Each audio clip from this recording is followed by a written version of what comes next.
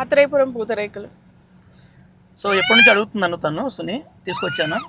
ఈ కాన్సెప్ట్ బాగుందండి, తినండి నచ్చితేనే కొనండి అని.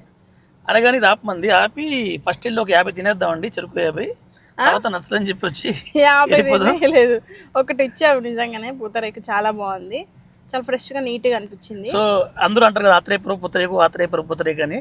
సో నిజమైన ఆత్రేయపురం ఇది. ఇక్కడ పూతరేకులు ఎలా చేస్తారు లైవ్లో చెప్పండి అమ్మా. ఇప్పుడు ఇది జేబియ్యంతో చేస్తారండి. జైబియ్యంతోనా? జేబియ్యం నానబెట్టండి, గ్రైండర్లో లేకపోతే దోశల పిండిలాగా వస్తుంది, అది పలచగా కలిపి కొండ మీద వేసేయడం. ఓకే చూసారా, ఫస్ట్ చేసి దాని మీద నెయ్యేసావమ్మా, పిస్తా, జీడిపప్పు, బాదం పప్పు. బాదం పప్పు ఏంటమ్మా? జీడిపప్పు అండి, చిన్న చిన్నవి జీడిపప్పు. ఓకే, జీడిపప్పు, పిస్తా, బాదం వేసి మళ్ళీ చిన్నది వేసావు, మళ్ళీ మళ్ళీ నెయ్యి వేసావు.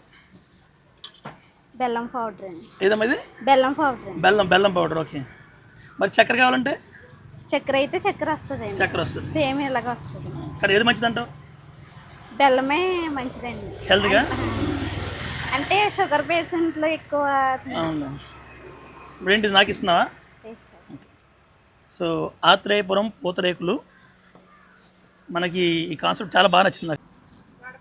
వాడపల్లి టెంపుల్, వెంకటేశ్వర స్వామి మినీ తిరుపతి టెంపుల్, ఆ వెళ్ళే దారిలో ఆత్రేయపురం అనమాట.